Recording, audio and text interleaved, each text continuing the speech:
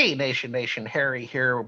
We are with Don Crawley out of Seattle, Washington. Don, just for you, I put my Seattle monsoon background on Zoom. So I, Yeah. I find myself in Central Texas serving a client, and as you made mention in the rehearsal, we're actually introduced by one of our analysts, Ken Dwight, out of Houston, Texas. So that would be about 3 or 4 hours down the road. But good to have you on board. So, how first of all, how's it going? I know Seattle has a lockdown, so hopefully you have enough to entertain yourself. Well, yes, I have plenty to entertain myself. If I were to give you a 360-degree view from the camera, you would see telescopes and church organs and pump organs and all kinds of distractions. But actually, we're really pretty busy here. I've been doing lots of keynotes for various organizations. Just finished several breakout sessions for IT Nation Connect, Yep. ConnectWise, and interestingly enough, with the pandemic, the only thing that has happened with my world is that now I'm doing things virtually instead of in person, and I'm as busy as I've ever been. So I guess some of us are not as affected by it as others, and certainly. That's right. So tell us about your brand, The Compassionate Geek, and then we're going to take one topic this month and hit it head on. Sure. So the Compassionate Geek came out of training that I was doing on Cisco routers several years ago, and somehow or another, in the middle of talking about configuring subnets and routing protocols, we got on the subject of taking care of our end users. And one of the guys in the class said, "Oh, we're just a bunch of compassionate geeks," and the light bulb flashed over my head, and I realized I had a brand, and one thing led to another. We started doing training with it and speaking on it, and then the book came out about 12, 13 years ago, the original one. And it's all about IT customer service. So that's what the Compassionate Geek's all about. There you go.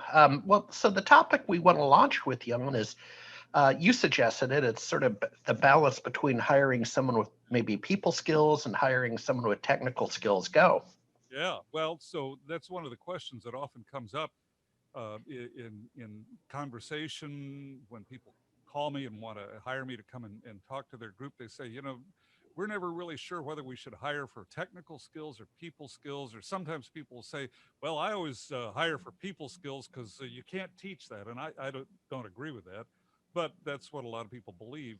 And my response is, well, that's not the right question. You don't ask the question, should I hire for people skills or technical skills? The question is, what's in the job description? What is the job that you want this person to do? And if the person that you want to hire is a network administrator, somebody who's going to be managing, say, a Linux server, you want to hire for technical skills and then teach them, work with them on the people skills. There's a guy named Daniel Goleman that you might be familiar with. He wrote the original book on emotional intelligence, and he talked about Hmm. the hiring process in Silicon Valley. And he talked about how in the hiring process at the big tech firms like Google or Dropbox, and my son John actually was worked in recruiting for both of those firms. They do a technical screen, and you're familiar with this process, Harry. Oh yeah. They start with a technical screen. They give you a technical problem to see if you can solve the technical problem. And once you are able to solve the technical problem, then they'll typically bring you in for a collaborative interview to find out how well you interact with the people that you're going to be working with. And so what Goldman commented was that your technical skills get you the interview, but your people skills get you the job. Yeah. And one of the things that I've thought about is that it is your technical skills that allow you to perform the tasks of your job, but it is your people skills that help you build your career by building relationships and getting people who are your advocates behind your back instead of your detractors. So to answer the question, do I hire for people skills or technical skills? Well, first of all, write a good job description. I mean, that as you know, having hired people for years, that's one of the keys is to write down what it is that you want in the job description and then hire based on that. And I disagree. I can't disagree more strongly with the statement that you can't teach people skills, with the exception of a handful of people who have great difficulty recognizing emotion. Everyone can learn people skills, but the mistake that a lot of people make is that they don't give them the why, and that's a Simon Sinek thing, about give them the why, because without the why, the how and the what don't matter. Well, if you want to teach a coder about how to interact with colleagues or customers, You have to explain the why in their terms. What is the benefit for them?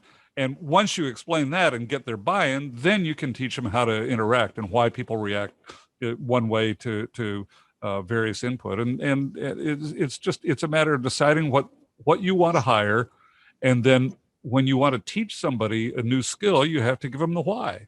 Pretty simple, really. It's simple to describe, not so simple to do sometimes. Yeah, and maybe last question for this month would be with the speeches that you give back in our community. I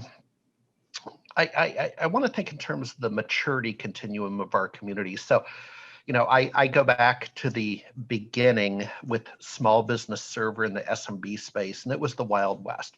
And now with consolidation and automation and some other things, both at the vendor level and the MSP level, these have become real businesses. And is there a difference? So the maturity continuum for the early days versus what I offer is a relatively mature market in the MSP space. It's an interesting question. And my observation is that it is now much more business-like compared to 20 years ago. And I Yeah. get caught up in a discussion about, the good old days, because we're in the good old days right now. But 20 years ago, there was this magic about IT, and who was it? Somebody said that the technology advanced enough can't be discerned from magic, and there was truth to that. Today, less so, I think. So 20 or 30 years ago, it was a geek world with little concern for the business ramifications, and today it's more about what is the business case, what is the business cause for what I'm doing. And again, 20, 30 years ago, people like Bill Gates and Steve Jobs understood that, while a lot of the rest of us were having fun, writing code and doing the things that geeks did. So I think that's the big difference, that today it's much more business oriented, while back then it was much more, let's just see the magic of tech. Yeah, yeah, I would concur, and I've even seen it in the conferences. 20 years ago, the way a conference was measured, and we've been in this line of work, but they wanted to learn something on the geek side they didn't know, so they felt they got value if they came to a 3-day in Redmond, Washington, and left with 1, 2, 3 things technically they didn't know, like a stored procedure in SQL Server. Today, these conferences in our industry are probably going to be a little more top heavy on the business side with recurring revenue business models and service level agreements and that kind of thing. And, Don, we weren't even talking about that stuff back then. we were just pedal to the metal going forward on the geek. and that's how a new phenomenon starts. Is it starts with somebody who has a spark of an idea, a Stanford researcher who has this idea for a mouse, and suddenly is creating these technologies, and then some of those technologies are just technologies for the sake of tech, but some of them have real business applications. And as those real business applications are discovered, then the business people, sometimes what we used to refer to in Silicon Valley as the adult supervision, right? Then Yeah. the adult supervision comes in and says, yeah, there's a business case for this. And so let's go ahead and move this technology forward and start thinking about how this can enhance business processes, how it can enhance people's lives.